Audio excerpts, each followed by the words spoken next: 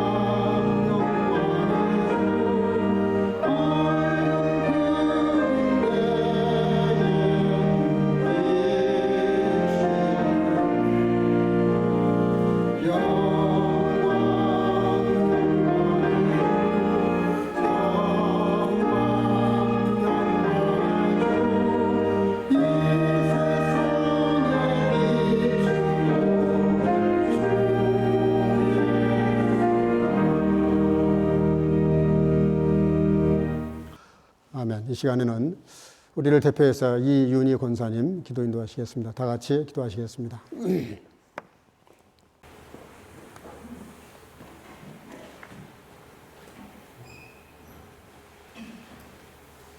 사랑과 은혜의 아버지 하나님, 2000년 전 주님 오신 날 오늘 그 첫 번째 대강절로 주님을 기다리며 기념하게 하시니 감사를 올립니다. 세상은 여전히 혼란스럽고 팬데믹 상태에 놓여 있지만 이렇게 예면 예배로 찬양과 경배를 드릴 수 있도록 인도하여 주시니 감사를 드립니다. 우리들의 적은 믿음으로 자행자제하였고 감사에 무디게 살아왔음을 돌아보며 이 시간 진솔한 회개와 감사로 주님께 나아가기를 간구합니다. 우리의 고국 대한민국은 내년 초에 대선을 앞두고 있습니다. 온 국민이 자성하고 성숙된 시민의식으로 진정 하나님을 두려워하는 자, 급변하는 세계 정세 속에서도 올바른 국정 철학을 가지고 겸손히 백성을 섬길 수 있는 자가 선출되어지도록 하나님께서 강권적으로 역사해 주시기를 우리 모두 간곡히 바라오며 간구드립니다. 주님, 우리 선교 공동체에 육신의 연약함으로 병상에 있거나 가정에서 치료하는 지체들에게 신이 안수하여 주옵시고 겉사람은 후패하나 속사람은 날로 새롭더라라는 간증이 우리의 삶 속에 날마다 이루어가기를 소망합니다. 학업차 이곳에 온 우리 젊은이들, 직장을 찾고 있는 청년들에게 용기와 인내를 주옵시고 주님 뜻하시는 계획들이 그들의 삶 속에서 드러나도록 주님의 귀한 일꾼들로 사용하여 주시옵소서. 올 한 해에도 저희 교회에 여러 어린 생명들 주심을 감사하옵고 태중에 있는 생명들에게도 주님의 크신 은총과 사랑으로 잘 태어나도록 보호 인도하여 주시옵소서. 또한 주일학교 어린 생명들이 말씀으로 잘 자라 주님께 쓰임받는 자녀들이 다 되게 하여 주옵소서. 이제 말씀을 전하시는 목사님 오직 성령의 능력으로 강건하게 붙잡아 주셔서 예배하신 그 말씀을 대언하게 하옵시고 주시는 말씀에 힘입어 우리 모두 승리하는 한 주간이 되기를 간구드립니다. 속히 팬데믹 상태가 종식되어 각 부서의 활동과 우리 교회에 주어진 사역들이 활성화되기를 간구드리오며 함께하시는 우리 구주 예수님 이름으로 감사하며 기도 올려옵나이다. 아멘.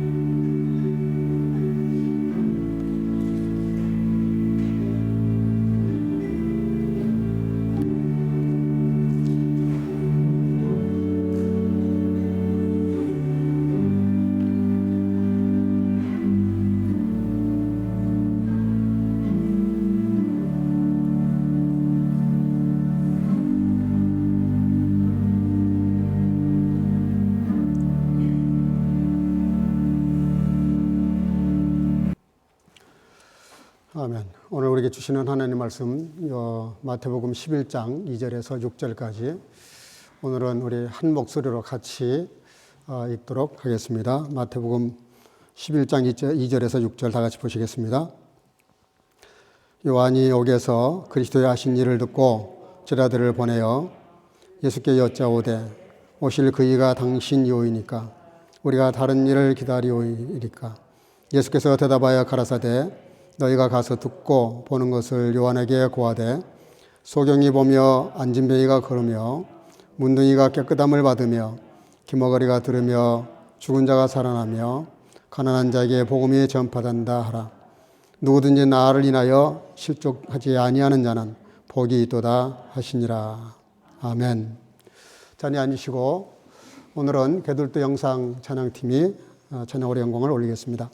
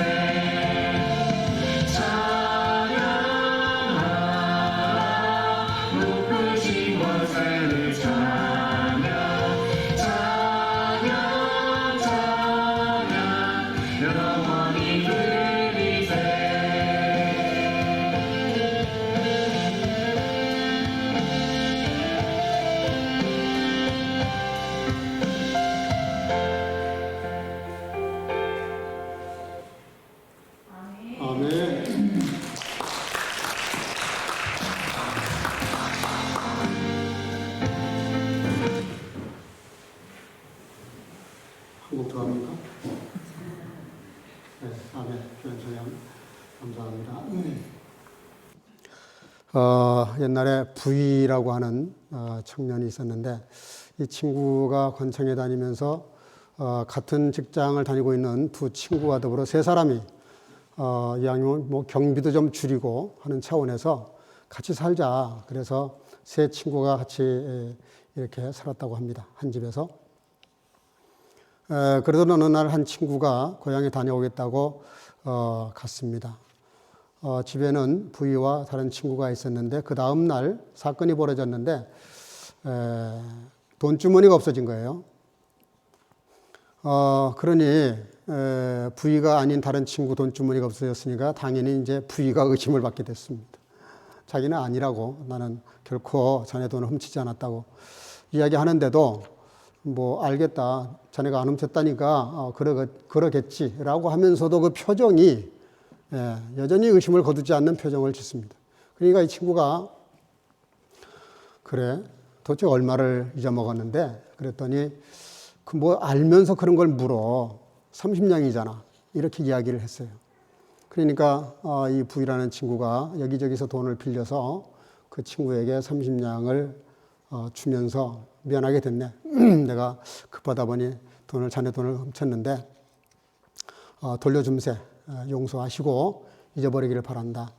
그랬더니 그 친구가 하는 말이 진짜 그렇게 할 것이지. 그리고 아무리 거리가 가깝지만 그냥 달라고 하든가 빌려달라고 하면 내가 빌려줄 텐데 그걸 훔치나.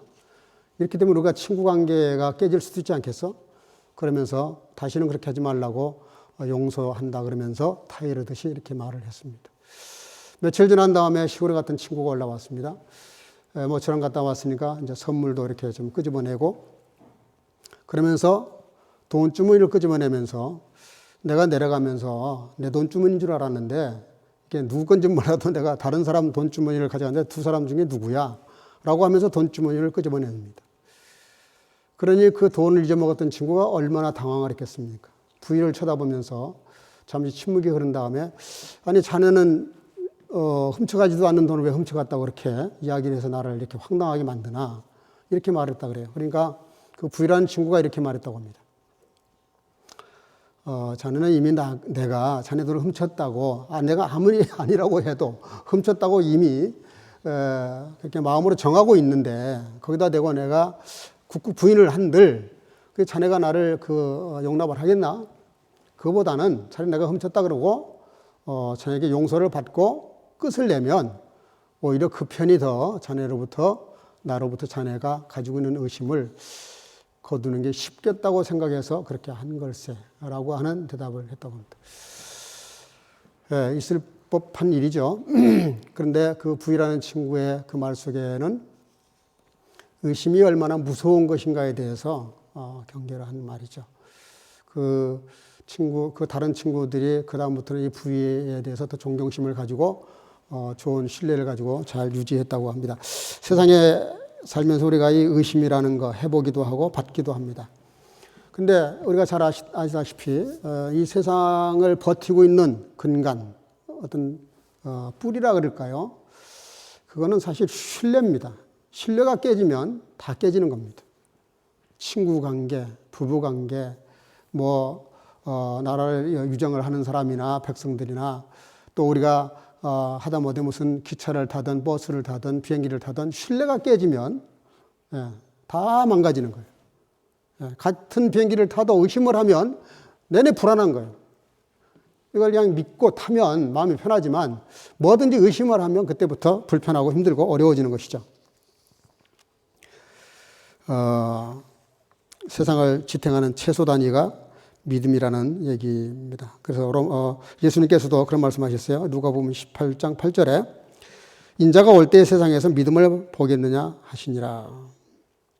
물론 이 말씀의 배경은 과부와 재판관, 불의한 재판관과 과부가 끈질기게 요청해서 소원을 푼다고 하는 말 끝에 나온 말씀이지만 불의한 재판관이라 할지라도 끈질기게 이렇게 구하면 그게 통한다는 말씀을 예수님께서 하시면서 우리들의 그 믿음에 대해서 정말 끈질긴 꾸준한 끝까지 믿는 믿음에 대해서 주님께서 말씀을 하셨어요.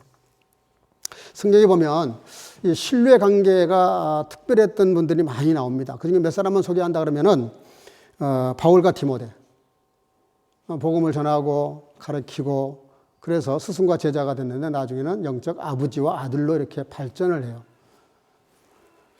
모세와 여호수아, 항상 모세의 그림자처럼 여호수아는 이렇게 보이지 않게 섬깁니다.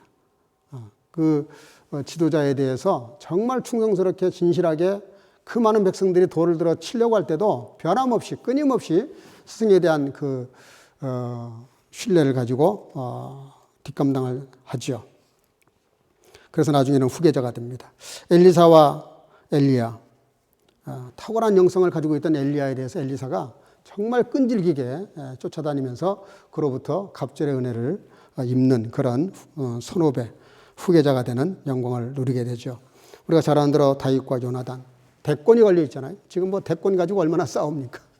상대방을 뭐 있는 거 없는 거 다 난도질을 하면서 이게 진짜 대선이 맞나 할 정도로 너무 대선판이 어지럽고 혼탁합니다.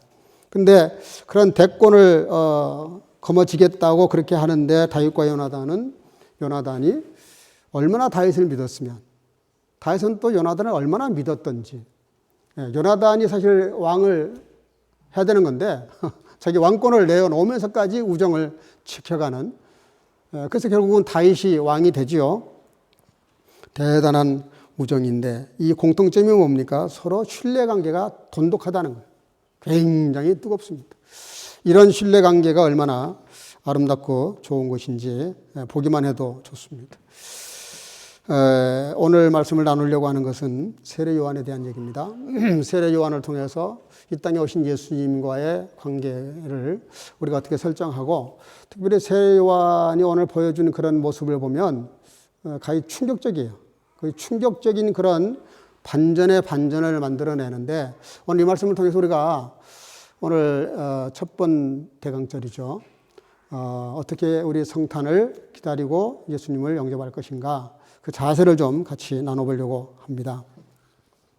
마태복음 3장에 좀 앞에 내려가서 보면 세례 요한의 메시지가 쫙 이렇게 나와요. 그리고 예수님께 세례 베푸는 사건도 나옵니다. 3장, 마태복음 3장 2절, 회개하라 천국이 가까웠느니라 하였으니. 8절, 그러므로 회개에 합당한 열매를 맺고. 11절, 나는 너희로 회개케 하기 위하여 물로 세례를 주거니와 그는 성령과 불로 너에게 세례를 주실 것이요. 14절 15절, 요한이 말려 가로되 내가 당신에게 세례를 받아야 할 터인데 당신이 내게로 오시나이까. 예수께서 대답하여 가라사대 이제 허락하라. 우리가 이와 같이 하여 모든 의를 이루는 것이 합당하니라 하신대 이에 요한이 허락하는지라. 세례 요한이 예수님께 대한 메시지를 던졌던 내용을 제가 간단히 지금 말씀을 드렸습니다. 요약하면 이렇습니다. 천국에 가까웠다는 거죠. 그러니까 회개하고 회개에 합당한 열매를 맺어라. 그리고 나는 물로 세례를 너희들에게 베풀고 있지만 내 뒤에 오시는 예수님은 성령과 불로 진짜 세례를 주실 것이다.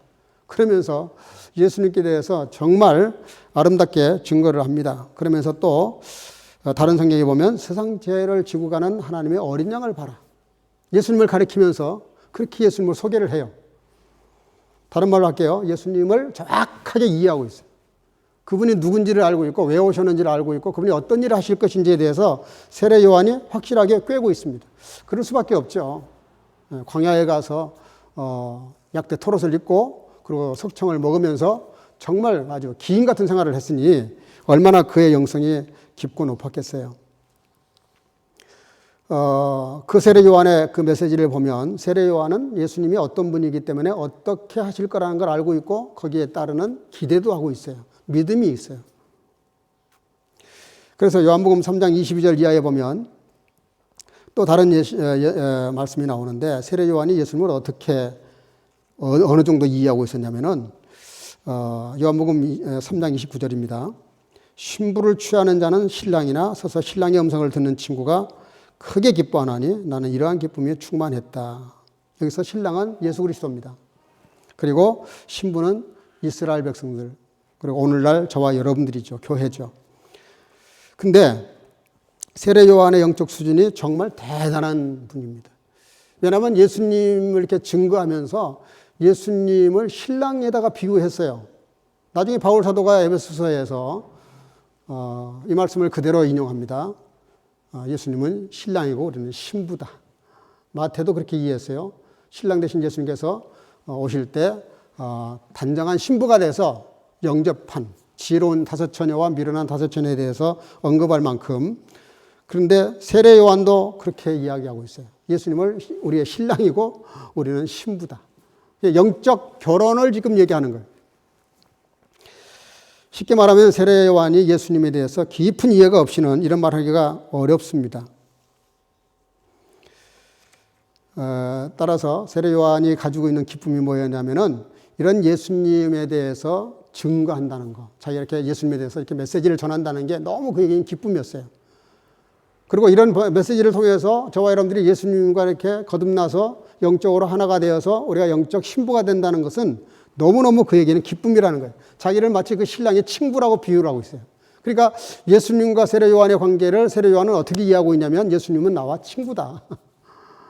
그분의 성공이 내 성공이고 그분의 실패가 내 실패다. 그런 그 사역에 대한 그런 공유하는 정도의 관계로 그렇게 자기를 소개를 해요. 그러니까 세례 요한과 예수님과의 관계는 정말 신앙생활하는 사람들이라면 다 누구나 부러워할 만큼 그렇게 깊고 끈끈한 관계였습니다. 근데 세례 요한이 이런 기쁨을 얻게 된 이유가 또 다른 데 있습니다. 요한복음 3장 28절인데요. 우리 다 같이 한번 읽어볼까요? 요한복음 3장 28절 다 같이 시작. 나의 말한 바 나는 그리스도가 아니요 그의 앞에 보내심을 받은 자라고 한 것을 증거할 자는 너희니라. 당시 세례 요한이 약대 토롯을 입고 광야에서 막 외치는 자에 이렇게 소리를 하는데 그 폼 자체가, 분위기 자체가 이건 메시아예요. 누가 봐도 메시아 폼이 나는 거예요. 그러니까 사람들이 세례 요한에게 가서 물로 세례를 준다 그러니까 많은 사람들이 몰려나가서 세례를 받아요. 그 이유가 뭐냐면 우리가 기대했던 메시아가 저분이다라고 생각한 거예요. 여러분, 그런데 오늘 세례 요한이 뭐라 그러냐면 나는 그리스도가 아니다 그래요. 여러분, 이게 보통 일 같습니까? 이게 쉬운 것 같아도요 굉장히 어렵습니다. 막상 나에게 누군가가 이렇게 존경을 하고 신뢰를 보내고 나를 이렇게 극찬을 하고 박수를 보내면 나 그런 사람 아니라고 겉으로는 이렇게 겸손한 척 이렇게 할 수는 있어요. 그러나 속으로는 그걸 즐기죠. 사람들이 나를 알아주는구나, 인정하는구나. 그런 거 아니어도 자기가 메시아라고, 자기가 보혜사 성령이라고, 재림예수라고 자칭 사기치는 사람들이 얼마나 많은 세상에서 그렇게 자기를 알아주고 이렇게 추앙을 하는데 나는 그거 아니라고 부인한다는 게 쉽겠어요? 근데 지금 세례 요한은 그걸 하고 있어요. 여러분, 신앙생활하면서 조심하셔야 됩니다. 누군가 나를 칭찬하면은 칭찬에 취하면 큰일 납니다. 칭찬 받으려고 해도 또 그것도 안 좋아요. 교회는 그런 곳이 아니에요. 세상적인 영광을 추구하는 데가 아니란 말이에요. 교회는 하나님의 영적 은혜를 구하는 곳이지 세상 영광을 취하거나 세상 영광을 얻으려고 하는 곳이 아니죠. 또 요한복음 3장 30절 그는 흥하여야 하겠고 나는 쇠하여야 하리라. 이것도 참 놀라운 말입니다. 여러분, 우리나라 아주 못된 속담이 있어요. 내가 먹지 못할 밥에 재라도 뿌린다는 말이 있어요. 내 것이 안 될 것 같으면 그냥 부셔버리는 거예요. 남의 것 되느니. 그만큼 시기질투가 심합니다. 그러죠. 자기도 흥하고 상대방도 흥했으면 좋겠다는 사람만 돼도 괜찮은 사람이에요. 근데 나는 흥하지만 상대방은 조금 덜 흥했으면 좋겠다. 그것도 그래도 괜찮은 거야. 그것까지도. 근데 자기는 흥하고 상대방이 망하기를 바라는 사람들이 있어요. 아주 못된 생각이죠. 근데 나는 망해도 상대방은 잘 되기를 원한다. 그건 좀 요즘 분위기, 세상 분위기에 안 어울리는 얘기입니다. 근데 세례 요한이 지금 그 얘기를 하고 있는 거예요. 예수님이 잘 될 수만 있다면 난 망해도 좋다. 이거 보통 신앙이 아닙니다. 그렇잖아요. 내가 망신살이 좀 당하고 내가 좀 의심을 받고 내가 조금 어려운 일을 당해도 예수님이 영광을 받으실 수만 있다면 난 기꺼이 얼마든지 할 수 있다. 이건 뭐 요즘 신앙 세계에서 찾아보기 어려운 그런 인격이죠. 그래서 예수님께서 오늘 본문 11장 11절 여인이 낳은 자 중에 세례 요한보다 큰 자가 없느니라. 예수님께서 그런 세례 요한을 보시고 극찬을 하셨어요. 이거는 다른 말로 고쳐 말하면 이 세상에 그 누구도 세례 요한보다 큰 사람이 없다. 그런 뜻입니다. 여자를 통하지 않고 난 사람이 누가 있어요? 심지어 예수님도 동정녀 마리아에게서 태어나셨는데 여인이 낳은 자 중에 무슨 말이에요? 온 지구촌에 세례 요한보다 더 큰 사람이 없다. 이런 칭찬이 세상에 어디 있어요? 주님이 세례 요한의 그런 모습들을 보시고 극찬을 하셨습니다. 그런데 놀라운 반전이 일어납니다. 이렇게 극찬을 받았던 세례 요한, 스스로도 그렇게 자기 신앙을 자신했던 그런 세례 요한이 지금 약간 시험이 들라 그래요. 흔들리고 있어요. 그런 세례 요한이 시험이 들고 있어요. 의심을 하고 있습니다. 오늘 본문 2절 3절 요한이 오게에서 그리스도의 하신 일을 듣고 제자들을 보내어 예수께 여짜오되 오실 그이가 당신이오이까 우리가 다른 일을 기다리오이까. 정말 상상을 초월하는 지금 질문을 했습니다. 여러분 어떻게 이런 말을 할 수가 있죠? 저는 이 성경 말씀을 묵상하는 가운데 세례 요한이 이런 말을 했다는 게 좀 눈을 의심할 정도죠. 어떻게 이게 가능할까? 아니 여자가 낳은 자 중에서 이렇게 신앙 좋은 사람이 없다고 칭찬받았던 사람이잖아요. 뭐 누누이 제가 말씀드렸어요. 그것도 일부만 말씀드린 거예요. 세례 요한이 얼마나 예수님에 대해서 신뢰가 깊었고 정말 예수님께 그 관계가 아름다웠는지. 자기가 아니라 자기는 망해도 좋지만 예수님은 흥하기를 바라고 예수님의 기쁨이 자기 기쁨이고 예수님의 슬픔이 자기 슬픔이라고 생각했던 그런 세례 요한인데 갑자기 세례 요한이 제자들을 부르더니 야, 너 예수님께 가서 좀 질문 좀 드려봐. 뭔가 좀 이상하다 돌아가는 분위기가. 그 한 질문이 뭐예요? 절대로 해서는 안 되는 말을 해요. 절대로 해서는 안 되는 말. 그의 지금까지의 신앙 이력을 보면 이런 말 하면 절대로 안 돼요. 어울리지도 않고 이해하기도 어렵고 납득할 수도 없고 더더군다나 받아들일 수 없는 얘기. 당신이 진짜 메시아 맞아? 아니면 우리가 다른 메시아를 기다려야 되는 거야? 어떻게 이런 망발을 하고 이런 불용스러운 말을 할 수가 있어요? 어떻게 이런 불신의 말을 할 수 있어요? 사람이 가장 기분 나쁜 게 그거잖아요. 여러분, 우리가 오늘 이 말씀을 통해서 좀 자각해야 됩니다. 반성해야 돼요. 우리는 안 그럴 것 같았죠. 나는 그렇지 않을 거야. 그래도 천만의 말씀. 시험 몇 번 떨어져 봐요. 의심이 생깁니다. 하나님이 도대체 살아계시는 거야? 아니면 내가 하는 게 버림받았나? 내가 하나님 자녀 맞아? 하나님은 내 하나님 맞아? 하던 사업이 안 돼 봐요. 꼬여보세요, 문제가. 사업이 날아가고 직장이 날아가고 문제가 터져가지고 하느님보다 꼬여보십시오. 그러면 세례 요한 같은 사람이 지금 무너지고 있잖아요. 세례 요한이 지금 의심을 하고 있잖아요. 예수님을. 하나님을 의심하고 있잖아요. 우리가 신앙생활하면서 절대로 겸손해야 될 이유가 여기 있는 거예요. 건방 떨면 안 돼요. 여러분 그런 일을 안 당해봐서 그렇지 세례 요한 입장에 한번 들어가 보세요. 여러분 오늘 그 세례 요한이 뭐라 그래요? 세례 요한이 오늘 본문 2절에 보면 따라합시다. 요한이 오게서. 지금 그 세례 요한이 이런 행동을 보이는 하나의 그 키라 그래야 되나요? 이해할 수 있는 키예요. 요한이 옥에서 지금 이 얘기를 하고 있는 거예요. 옥에서 제자들을 불러가지고 세례 요한이 예수님께 자기 제자들을 보내가지고 질문한 내용입니다. 왜 그랬겠어요? 자기가 지금 옥에 갇혀 있단 말이에요. 옥에.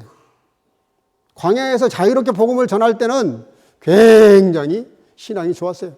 예수님과의 관계가 좋았어요. 끈끈했어요. 근데 자기가 막상 옥에 갇혀버리니까 생각해봐요. 요즘 같은 감옥은 새끼 밥 다 주고 운동 시간 되면 운동하라 그러고 잠자는 시간 다 잠자게 하고 요즘 웬만하면 감옥이 더 낫다 그러잖아요. 근데 이때 당시에 감옥은 그렇지 않단 말이에요.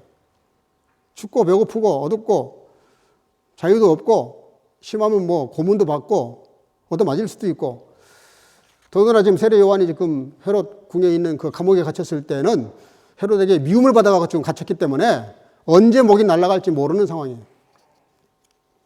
여러분, 우리가 겸손해야 됩니다. 우리는 안 그럴 것 같지만 우리가 어려운 상황에 빠져버리면 충분히 그럴 수 있어요. 세례 요한의 제자들이 와서 우리가 당신을 기다려야 됩니까? 아니면 다른 메시아가 또 오는 겁니까? 라고 물었는데 그 제자들이 물러간 다음에 예수님께서 이렇게 말씀하세요. 7절, 8절 오늘 본문. 우리 한번 다 같이 읽어볼까요? 다 같이 시작. 저희가 떠나매 예수께서 무리에게 요한에 대하여 말씀하시되 너희가 무엇을 보려고 광야에 나갔더냐? 바람에 흔들리는 갈대냐? 그러면 너희가 무엇을 보려고 나갔더냐? 부드러운 옷 입은 사람이냐? 부드러운 옷을 입은 자들인 왕궁에 있느니라. 이게 무슨 얘기죠? 세례 요한이 크게 착각을 했다는 거예요. 그가 광야에서 약대 토롯을 입고 이렇게 석청을 먹으면서 기괴한 생활을 했는데 그렇게 해가지고 지금 얼마 전까지는 잘 했는데 지금 와서 너가 그런 행동을 보여버린다면 너가 도대체 광야에 나간 이유가 뭐냐는 거예요. 제자들에게 예수님께서 세례 요한에 대해서 지금 가르치고 계십니다. 왜 세례 요한이 저러고 있는지. 그게 뭐냐면 세례 요한이 광야로 갔는데 도대체 광야로 간 이유가 뭐냐는 것이죠. 바람에 흔들리는 갈대 보려고 나가냐? 아니면 화려한 옷을 입은 사람들을 보려고 나간 거냐? 그러면 그런 사람 보려고 광야로 갈 것이 아니라 왕궁으로 갔어야지. 세례 요한이 광야에 가서 그 많은 극기 생활을 하고 절제 생활을 하고 자기 훈련을 하고 다듬어서 세상에 나와가지고 지금 엄청난 막 열변을 토하면서 하나님의 나라를 증거했는데 지금 하는 태도를 보니까 도대체 이게 뭐냐? 광야에 나가서 그 많은 시간을 훈련한 건 다들 어디로 가버린 거야? 도대체 그의 신앙이 어디 있는 거야? 라고 지금 제자들에게 책망 아닌 책망을 하고 계시는 거죠. 세례 요한에 대해서 세례 요한의 잘못된 그 신앙의 모습을 지적하고 있는 거예요. 그 세례 요한이 왜 이런 문제가 생겼을까?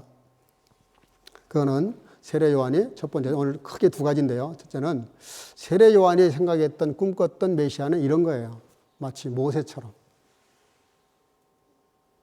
그 막강한 이집트 세계 최강대국 그 바로 앞에 가가지고 지팡이 하나 딱 들고 가서 생각해봐요. 상대방은 지금 요즘 말로 말하면 막 핵무기 막 어마어마한 미사일 막 엄청난 무기를 가지고 있는 그런 사람 앞에 막대기 하나 들고 지금 간 거예요. 그게 싸움이 되겠어요? 게임이 되겠어요? 그 모세가 어떻게 가요? 하나님 뺑 믿고 가가지고 10가지 재앙, 기적을 일으켜가지고 결국은 이스라엘 사람들을 빼내잖아요. 그런 메시아를 기다렸던 거예요, 세례 요한은. 자기가 감옥에 갇혀 있으면 당연히 자기를 예수님이 풀어주실 줄 알았어요. 로마를 부셔버리고 그러면 감옥도 부셔지겠지. 새 세상을 만들어서 로마로부터 우리나라가 독립될 걸로 그렇게 기대를 했던 것이죠. 돌아가는 상황이 그게 아니에요. 자기는 죽게 생겼어 지금. 전혀 그런 쪽으로는 아예. 그리고 예수님 하시는 말씀을 들어보니까 그런 쪽으로는 아예 메시지가 없어요.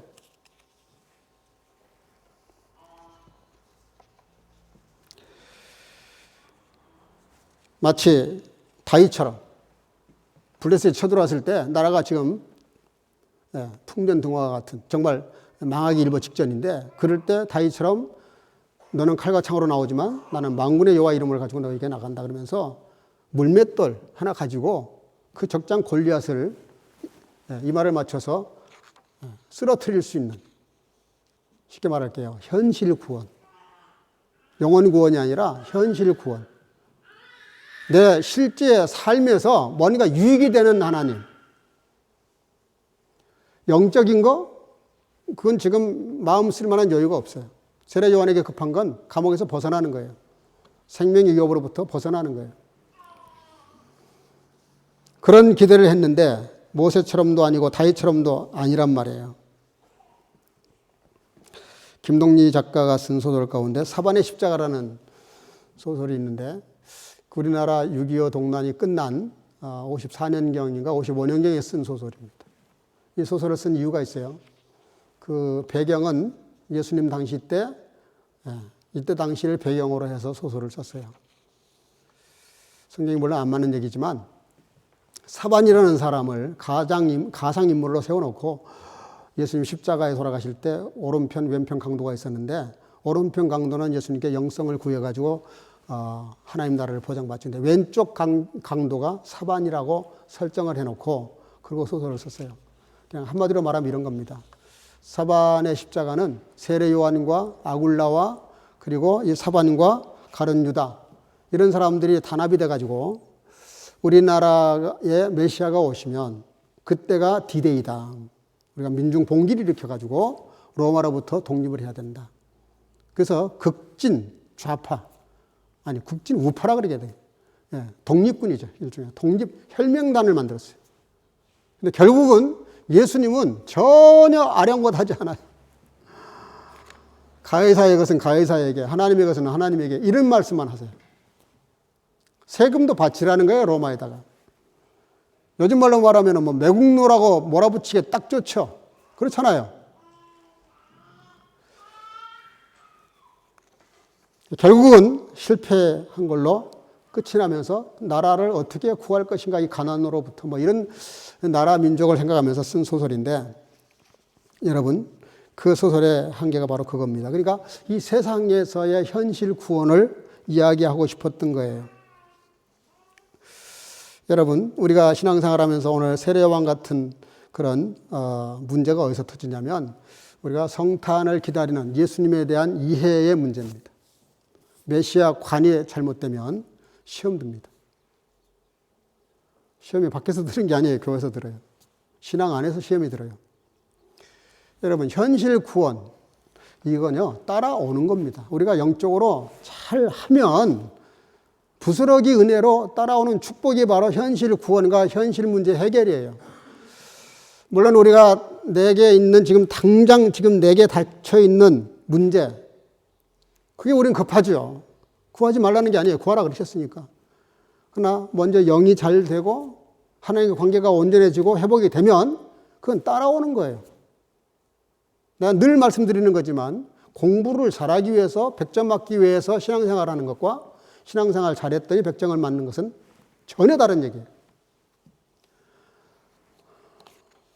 내가 100점 맞기 위해서 사업 잘 되기 위해서 하나님을 믿는다는 것은 그걸 인본주의라고 합니다. 자기를 위해서 하나님을 이용하는 거예요. 그거는 굉장히 위험한 신앙이에요. 이런 신앙이 바로 오늘 세례 요한의 신앙입니다.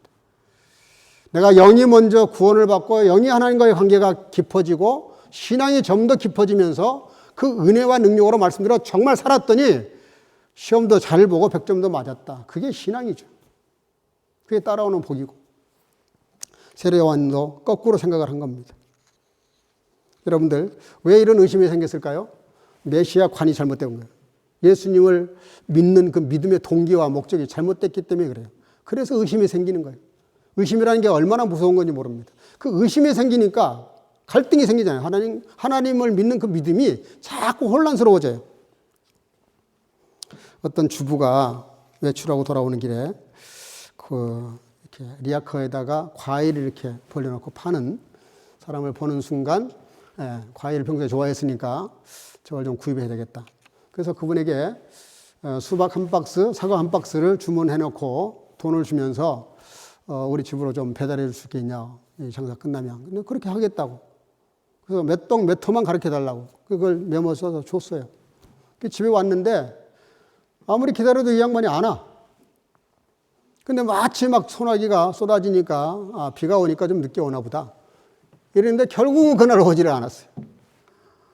그러니까 밤 10시가 넘고 11시가 넘으니까 이 아주머니가 이제 의심을 하는 거죠. 그 장사를.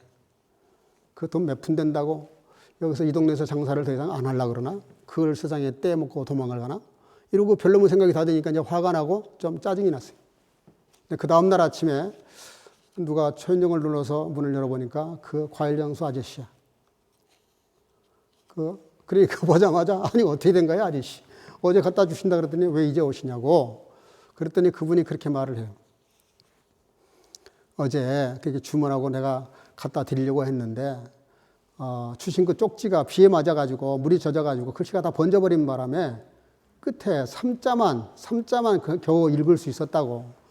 그래서 동이란 동은 다 뒤지고 층이란 층은 다 뒤져서 삼자를 다 뒤졌다가 이제서 어제 내내 찾다가 못 찾고 오늘에서야 눌렀는데 아주머니가 드디어 나오고 이렇게 만나게 됐네요.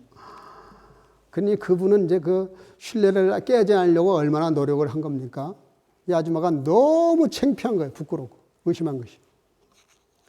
그렇죠. 의심받는 사람이 부끄러운 것이 아니라 의심하는 사람이 부끄러운 것이죠. 여러분, 신앙생활에서 우리가 그 시험 드는 이유가 어디 있습니까? 정말 하나님을 믿는 믿음이 흔들리거나 의심이 되면 그때부터 시험이에요. 그때부터 갈등이 생기고 그때부터 마음이 복잡해져요. 그리고 우리의 신앙이 점점 이렇게 성장하지를 못하고 흔들리죠. 오늘 세례 요한의 문제는 그보다 훨씬 더 심각한 문제에 대해서 말하고 있는데 예수님께서 세례 요한에게 이렇게 대답을 하십니다. 본문 5절인데요. 이 중요한 말씀이니까 우리 다 같이 한번 읽어보겠습니다. 시작. 소경이 보며 안진뱅이가 걸으며 나병한 자가 깨끗함을 받으며 기머리가 들으며 죽은 자가 살아나며 가난한 자에게 복음이 전파된다 하라. 예수님의 대답이 참 재밌습니다. 세례 요한이 왜 나를 의심하느냐? 그 믿음을 회복해야 되겠다. 의심을 버리고 믿음을 회복해야 된다. 이렇게 말씀하시지 않고 전혀 엉뚱한 생뚱맞는 말씀을 하는 것처럼 말씀을 하셨어요. 소경에 보면 안진뱅이가 걸으며 이게 무슨 얘기냐면요. 이사야 29장 18절에 가서 보면 똑같은 말씀이 나와요. 예수님이 이 말씀을 하신 이유가 뭐냐면은 이사야가 메시아가 오시면 그분의 사역 가운데 이런 일들이 벌어질 거라고 말씀하신 내용이 지금 본문 5절 말씀이에요. 그대로 인용을 하셨어요. 자, 예수님의 이 대답이 무슨 뜻이라고 생각하십니까? 우리가 이렇게 의심이 생기고 믿음이 흔들리고 마음에 갈등이 생기고 갈팡질팡하게 될 때는 여러분 무조건 따라합시다. 다시 말씀으로 돌아오셔야 돼요. 세례 요한이 지금 왜 이렇게 의심이 생겼습니까? 감옥이라는 현실에 너무 빠져버린 거예요. 감옥이라는 현실에 자기도 갇혀버린 거예요. 감옥이라는 현실에 너무너무 실망을 한 거예요. 감옥에서 성경을 읽었더라면 얼마나 좋았겠어요. 감옥에서 예배를 드렸다면 얼마나 좋았겠어요. 감옥에서 예수님을 생각했다면 얼마나 좋았겠어요. 그런데 감옥에서 자기 현실을 너무 크게 보니까 지금 자기에게 벌어지고 있는 이 모든 일들이 의심에 갈 수밖에 없죠. 문제는 10%인데 그 반응이 90%라는 말을 여러 번 제가 했어요. 우리가 어떤 문제가 터지면 그 문제에 할몰되면은 그대로 주저앉는 거예요. 여러분, 아담 하와가 선악과를 자꾸 쳐다보니까 그 선악과가 현실이 돼요. 하나님의 말씀은 사라지고 사단의 말을 따라서 선악과를 자꾸 쳐다보니까 보암직도 하고 먹음직도 하고. 근데 뭐라고 사단이 꼬였어요? 네가 그걸 먹는 날이면 눈이 밝아져서 너가 하나님처럼 될 거다. 하나님처럼 될 거다. 여기에 꽂힌 거죠. 한번 돼보고 싶죠? 누구나 권력을 갖고 싶으니까. 누구나 힘은 가지고 싶어 하는 거니까. 이게 본능이니까. 그런데 선악과를 정말 따먹었더니 어떻게 됐어요? 눈은 밝아졌는데 하나님처럼 되는 거는 아니었어요. 왜? 이미 하나님의 형상으로 만들었거든요. 다른 변화를 할 필요가 없어요. 하나님처럼 되려고 할 필요가 없어요. 왜? 하나님의 이미 형상으로 만들었기 때문에. 그런데 사단의 유혹은 항상 그래요. 항상 거짓말이에요. 이렇게 될 거다고 말하지만 막상 사단이 하자는 대로 하게 되면 그렇게 안 된다는 거예요. 반만 맞아요. 반만. 이단이라는 게 뭡니까? 달을 이자 끝단자예요. 다 똑같이 가다가 끝에 가서 획 달라져. 실컷 성경 얘기해 놓고 나서 그게 바로 나야 그러고. 그 이단들이 다 그러잖아요. 박태선님도 그렇고. 모든 이단들이 다 그래요. 성경을 실컷 가르쳐 놓고 나서 맨 마지막에 가서 그 주인공이 나다. 메시아가 나다. 내가 보혜사 성령이다. 이만희. 자기가 보혜사 성령이래. 그게 뭐냐면 자기를 통하지 않고는 예수를 믿을 수 있는 깨달음이 없다는 얘기를 하고 있는 거예요. 그게 얼마나 이단이 나쁜지 몰라요. 그래서 이 사람들은 저주받은 사람들입니다. 여러분, 예수님께서 이 말씀하신 것은 요한아, 구약 이사야가 메시아에 대해서 예언하셨고 메시아를 예언했던 이사야 말씀 그대로 지금 이렇게 일이 일어나고 있지 않냐. 응? 소경이 보고 안전병이가 걷고 문둥병자가 낫고 기머리가 들으며 죽은 자가 살아나며 가난한 자에게 복음이 전파되고 있지 않냐. 이게 뭐예요?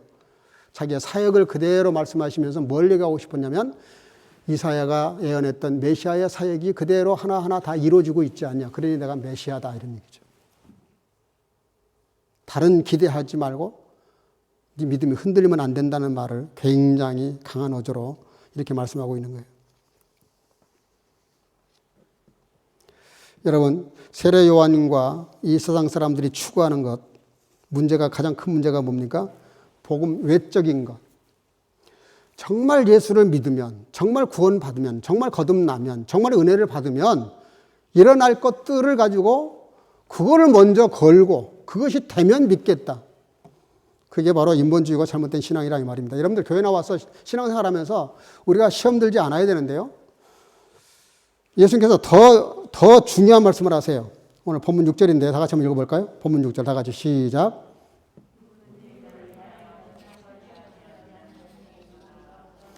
따라합시다. 누구든지 나를 인하여 시험 들지 않으면,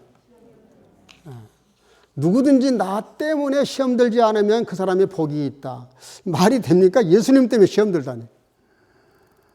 예, 실제로 그래요. 왜냐? 예수님을 믿으면 구원받지만 안 믿으면 지옥 가는 거니까, 심판받는 거니까 예수님이 기준이에요, 기준. 내가 실패하고 성공하는 기준이 예수님께 있다. 그런 뜻이에요. 내가 잘하고 못하고는 예수님께 달려 있어요. 모든 기준은 예수님께 달려 있습니다. 모든 성경은 예수님에 대해서 말씀하고 있어요. 그래서 성경이 캐논, 기준이라는 거예요. 잣대라는 거예요. 잣대. 이게 진짜인지 가짜인지 알고 싶으면 성경의 잣대를 갖다 대보세요 한번. 이 사람의 신앙이 진짜인지 가짜인지 알고 싶으면 그 사람에게 말씀 갖다 딱 대보세요. 그러면 이게 진짜인지 가짜인지 다 드러나요. 이게 진짜 목사인지 가짜 목사인지 알고 싶으면 성경 갖다가 딱 대보세요. 그게 맞으면 진짜고 안 맞으면 가짜예요. 간단해요. 말씀이 그만큼 중요한 거예요. 여러분, 교회 와서 누구 때문에 시험 들었다? 그건 정말 어린아이 같은 신앙입니다.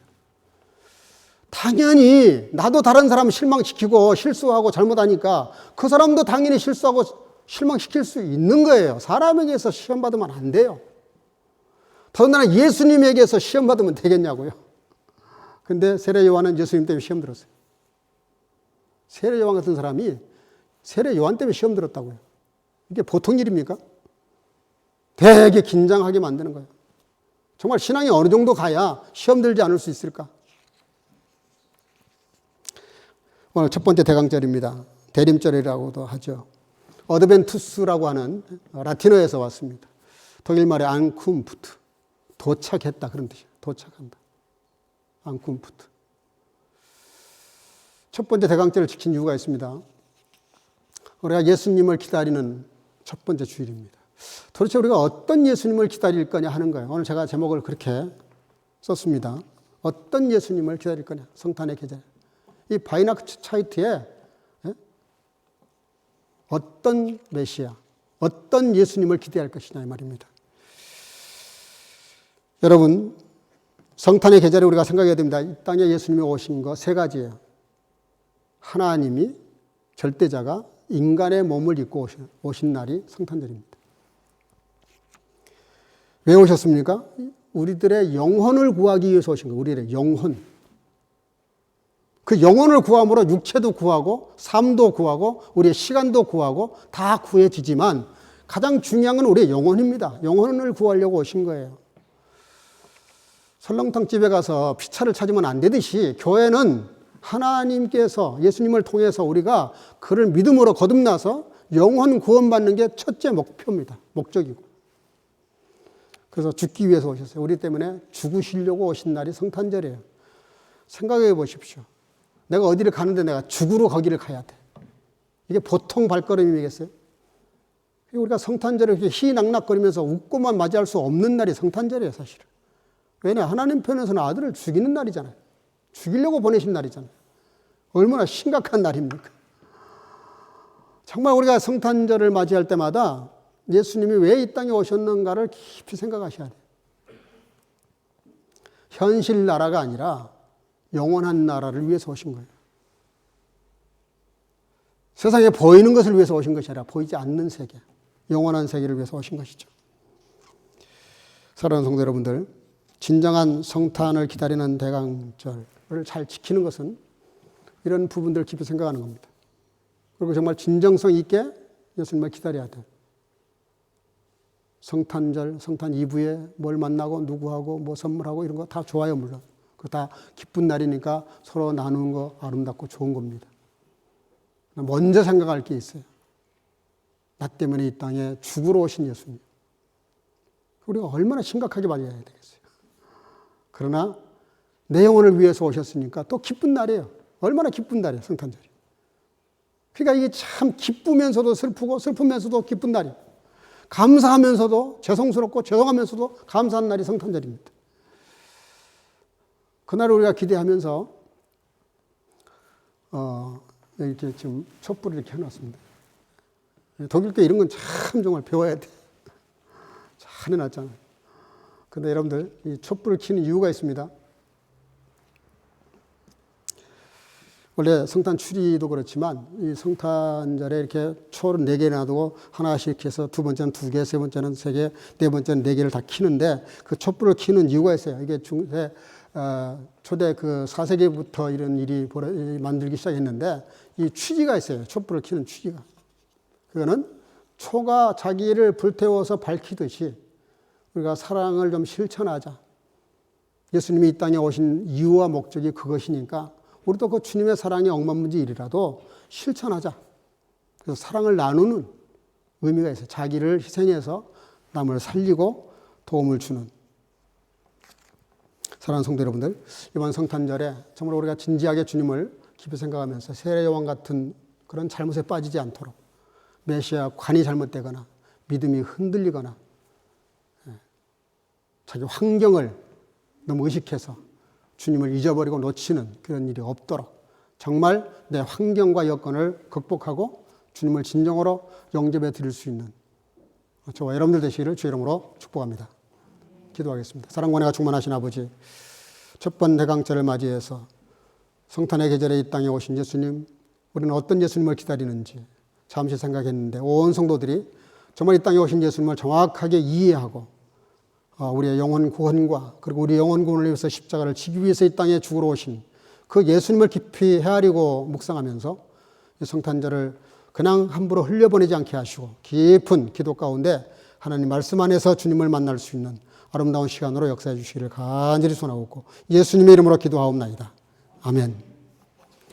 말씀을 생각하시면서 104장을 부르겠습니다.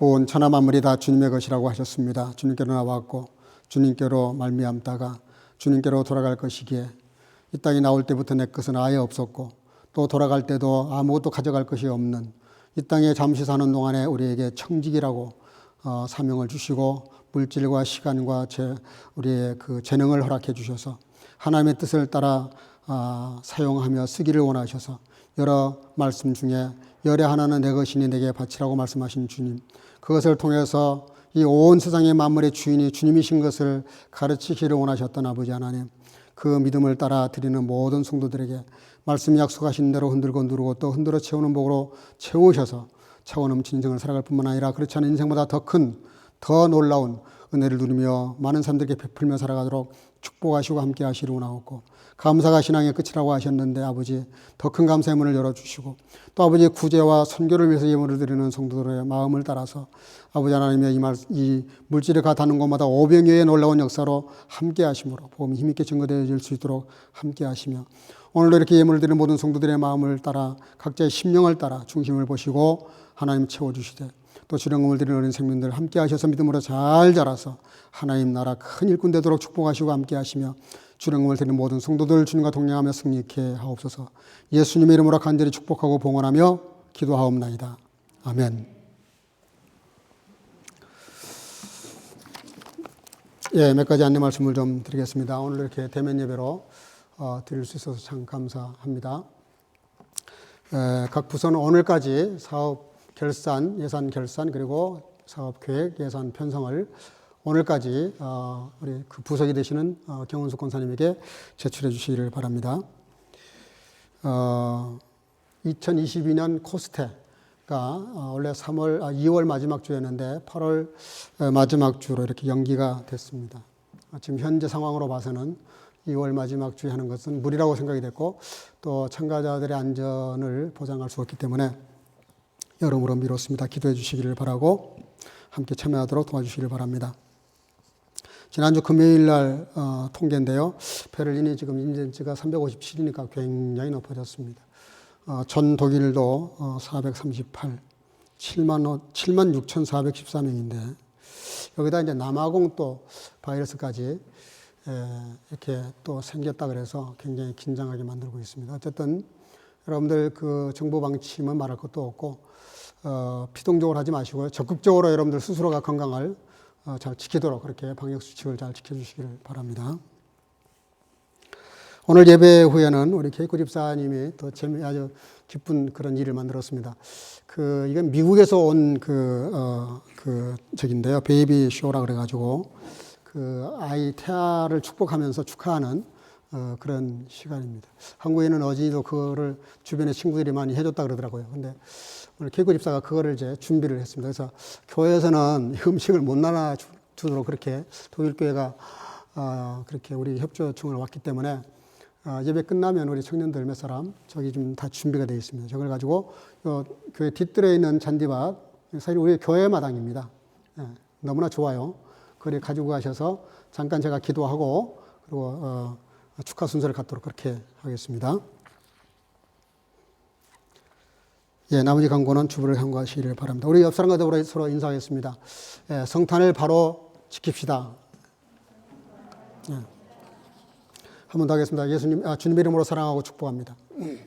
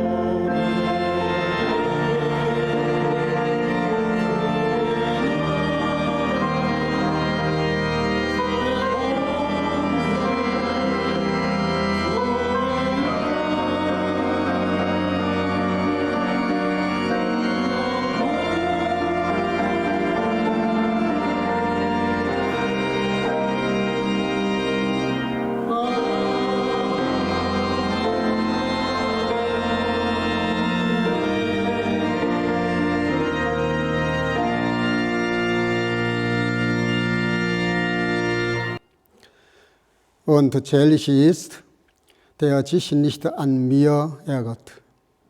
Die Gnade unseres Herrn Jesus Christus und die Liebe Gottes und die Gemeinschaft des Heiligen Geistes sei mit euch allen. 아멘. 누구든지 나를 인하여 실족하지 아니하는 자는 복이 있도다 하시니라. 이제는 우리 구주 예수 그리스도의 놀라우신 은혜와 아버지 하나님의 극진하신 사랑하심과 성령의 교통으로 충만케 하심이 성탄의 계절을 맞이하여 첫 번 대강제를 지키면서 오늘 주신 말씀대로 내가 원하는 주님이 아니라 주께서 원하시는 주님을 온전히 영접할 뿐만 아니라 세상의 모든 욕심을 따라가지 아니하고 오직 주님의 말씀을 따라 살기를 마음속에 결단하고 돌아가는 사랑하는 성교가족과 영상으로 예배하는 모든 지체들 머리 위에 이제로부터 영원토록 함께 있을지어다. 아멘.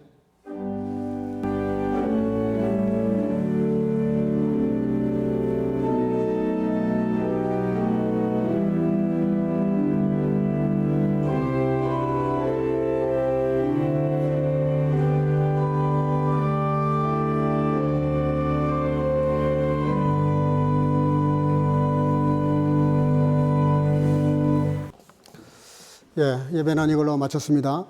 오늘 케이크 집사님 가져온 그 행사 한 분도 빠지 마시고요. 오래 안 걸립니다. 그러니까 저쪽 뒷뜰에 잔디밭에 가서 조금 기다려 주세요. 그러면 우리 청년부가 그걸 옮겨가지고 와서 행사를 시작하도록 그렇게 하겠습니다. 한 주간도 주님과 동행하면서 승리하시는 한 주간 되시기를 바랍니다. 우리 영광의 곡 하나님께 올리겠습니다. 할렐루야. 앞에서부터 나가 주시죠.